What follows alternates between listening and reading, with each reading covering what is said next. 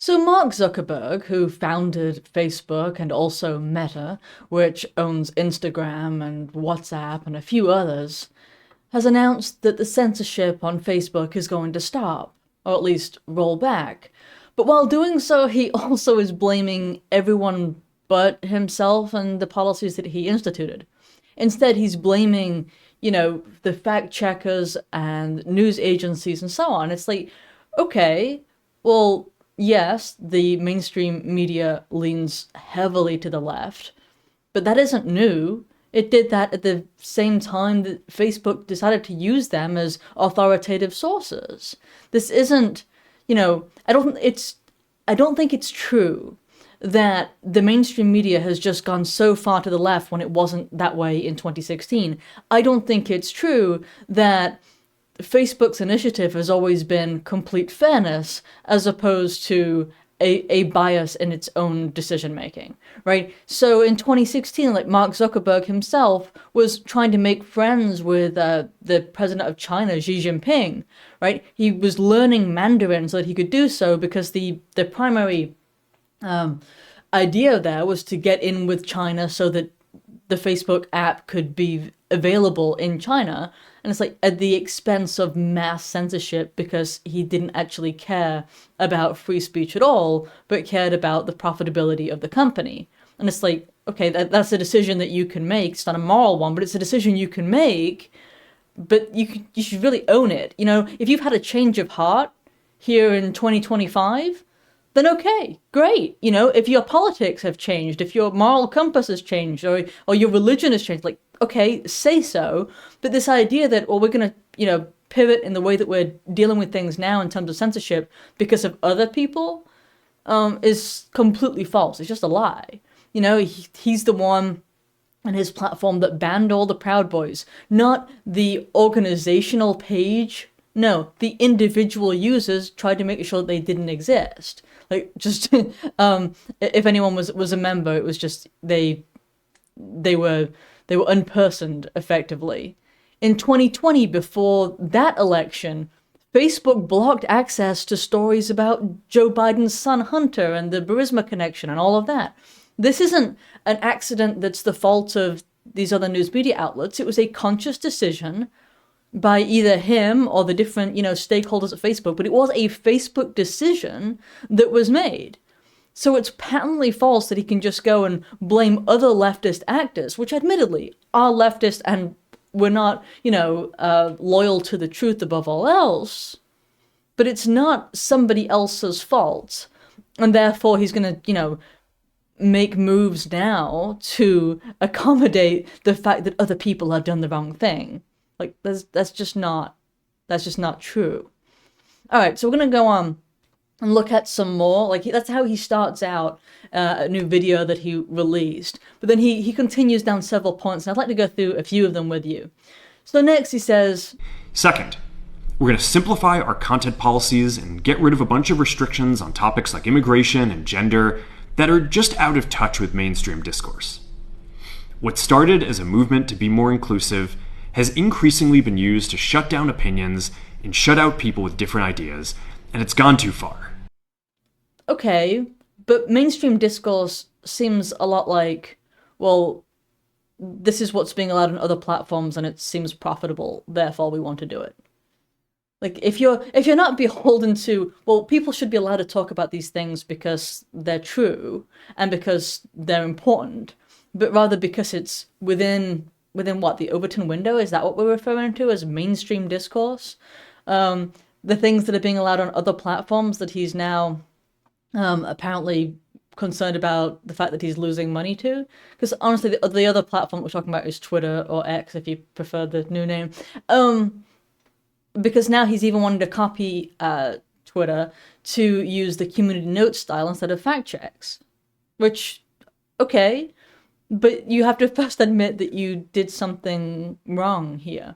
And at least here, I mean, this is an acknowledgement that doesn't really go with the former, because it's like, well, if the problem is the news media and the far left there, then why do you have to simplify your content policies to allow for discussions about immigration and gender? Well, you mean that your policies were the problem all along? Well, of course they were. but he's sort of refusing to sort of take ownership of that.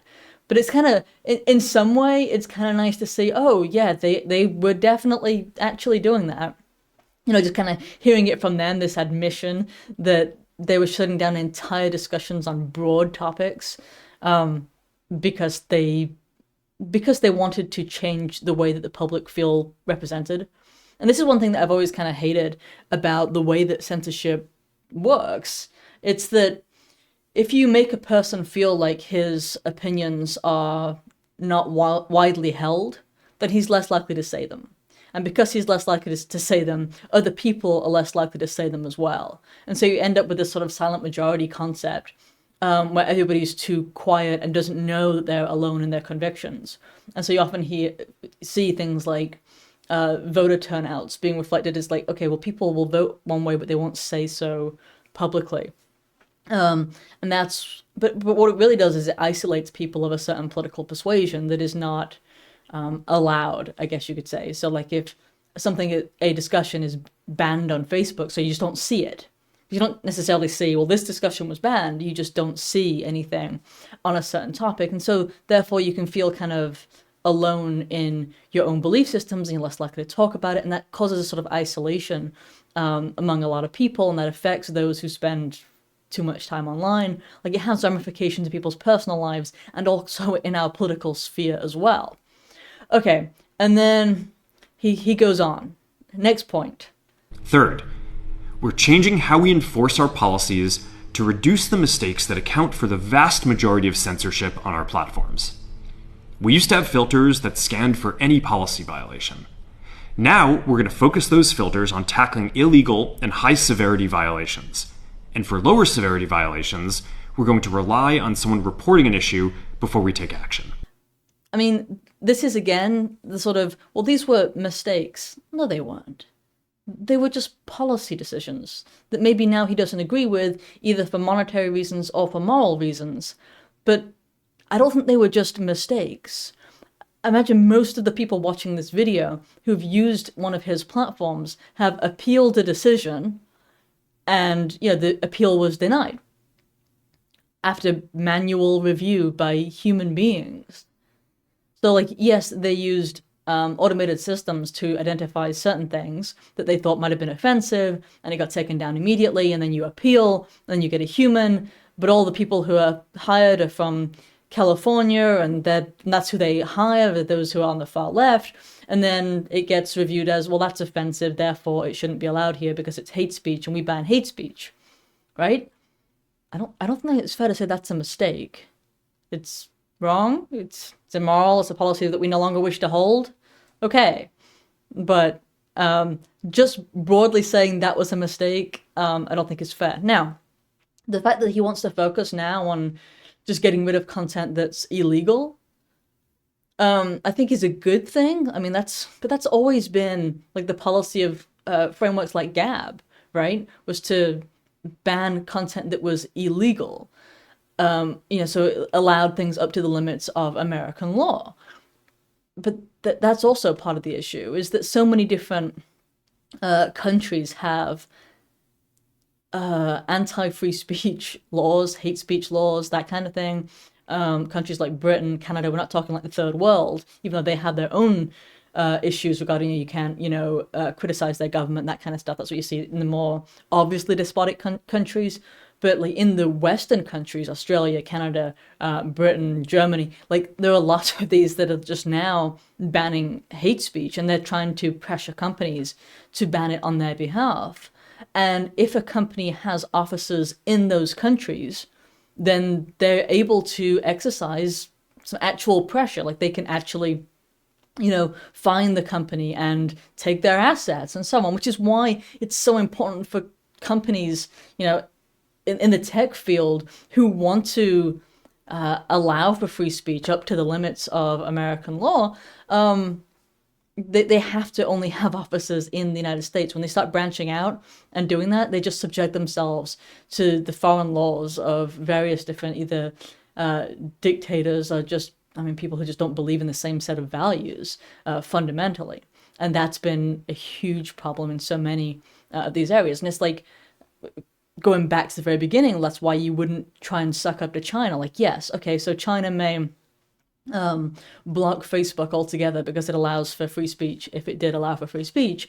But it's not your job to bow before the government of China, to engage in the censorship that it wants in order to keep their citizens both in the dark about what they're not seeing and in a state of servitude. Like, that's not your job.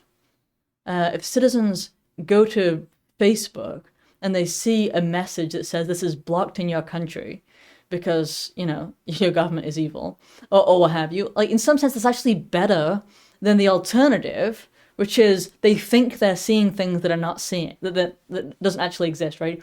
That they think they're seeing everything, and yet it's not everything. That's more of a problem because it keeps them in chains because they don't even realize that they're enslaved. That's why you don't, you know, work together with these evil dictators and tyrants, you know, but the only reason to do that would be a profit motive, unless you actually agree with the politics of Xi Jinping, which, I mean, I don't know, but I don't think he was actually quite that far ahead. Mark Zuckerberg wasn't. But in any event, that's what you see, to varying degrees, right? Germany and China have like different censorship requirements, but still, instead you should just pull out of those countries and not actually have any assets there. Now, he did say also in this same video that they're going to move their trust and safety and content moderation teams out of California. And the US-based content review will be based in Texas. Well, I hope that the people from California don't get moved to Texas, because I don't think Texas needs all of those Californians. But anyway, I digress. Like, I mean, that's probably a better choice if you want people who are more neutral and open-minded about these things. But I still think that it doesn't address, okay, what about the content moderation teams in other countries? Are we still going to kneel before the requests of other countries and engage in this kind of immoral censorship to keep people in various types of enslavement? Absolutely he is. And that has to change if he wants to proclaim to be a moral power, a moral being, however you want to put that.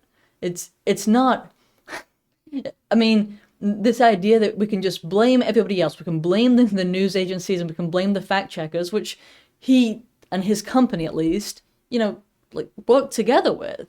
Like, that was the reason that so many of these fact-checking agencies popped up, was because a company as big as Facebook and as big as Meta was seeking that service.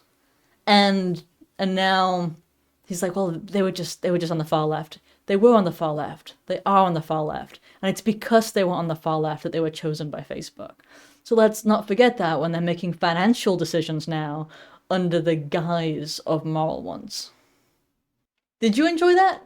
Because if so, maybe your friends would too. Please don't forget to share it. The algorithms aren't going to work in my favor, so I'd appreciate your help. Also, don't forget to like and subscribe. I have links in the description showing you different ways that you can support my work and find more of what I do.